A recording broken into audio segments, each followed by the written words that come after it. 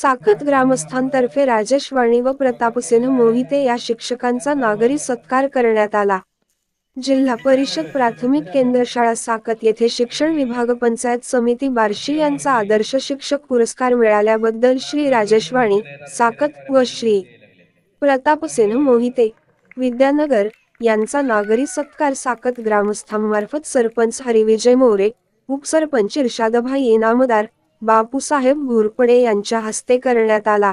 प्रमुख पाहुणे म्हणून केंद्रप्रमुख श्रीमती सिंधुताई गिलबिले, माजी केंद्रप्रमुख अशोक खटाळ उपस्थित होते।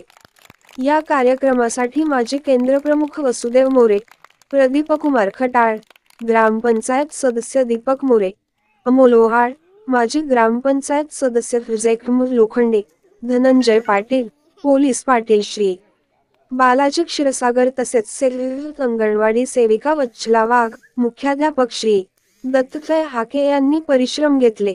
यावेळी अविनाश घोरपडे, विशाल मोरे, सुयोग मोरे, दत्तात्रय मोरे, अजित मोरे आदी कार्यक्रमासाठी साकत व पानगाव केंद्रातील सर्व शाळांचे मुख्याध्यापक व साकत ग्रामस्थ बहुसंख्येने उपस्थित होते। कार्यक्रमाचे सूत्रसंचलन श्री अशोक बापू खटाळ यांनी केले, तर आभार मुख्याध्यापक श्री दत्तात्रय हाके यांनी मानले।